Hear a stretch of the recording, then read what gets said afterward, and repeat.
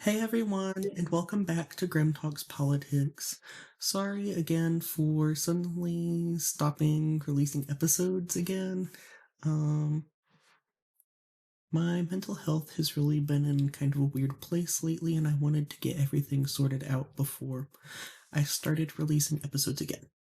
So now that I'm feeling ready to come back fully, with no weird release schedules, no skipping, just the podcast as it was meant to be, is going to be happening. So I'm going to be releasing weekly on Monday mornings. Today we're going to discuss the national budget and how federal grants work, and then also how those things are used as political tools or sometimes more like weapons. So, as we all know, we were all just victims of the longest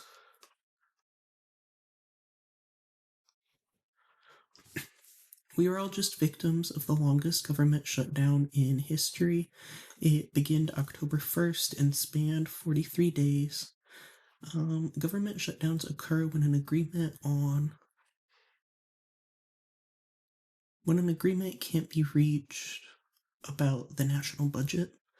And so specifically this time, Republicans refused to extend a health insurance subsidy, which about 29 million Americans rely on to get affordable health care. And the Democratic Party kind of refused to budge on this for those 43 days because without them, healthcare costs would skyrocket for those 29 million Americans and quite a few more, actually. And so, as we know, a bill has been passed, but it's important to note that this bill only extends funding till January 30th, and it also doesn't explicitly mention anything about this healthcare subsidy. It it passed on the 12th of November after 6 Democrats joined Republicans to pass the bill. And this really was to keep millions of Americans who rely on SNAP benefits and other government aid programs to keep them from going hungry for the holidays. And so I think it's also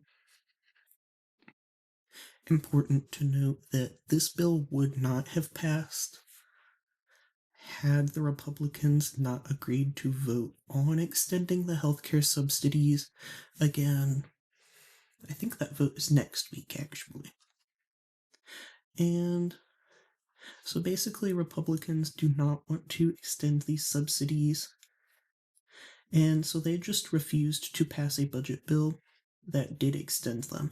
And this was really a perfect way to get what they wanted, because knowing that the holidays were coming up and that Americans would be really angry if a government shutdown continued into the holiday season.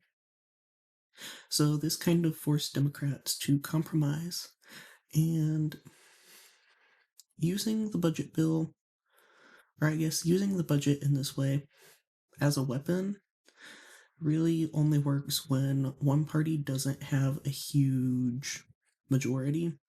So the other one really can't pass a budget without some support from the other party. This is not the first time that the budget has been used in this way. It did happen under the first Trump administration and a few times before that, too. I also, during this episode, wanted to mention federal grants because they can be used in a similar way. So, a lot of times when a political party is struggling to pass a bill that is really important to them, they will offer to write in grants to the districts of a colleague from the other party who is willing to join in their efforts to pass the bill. This strategy is referred to as log rolling, and the money brought home by a congressman from log rolling is referred to as pork barrel. So, a recent bill which used log rolling to pass is Senate Bill 4753, the Energy Permitting Reform of 2024.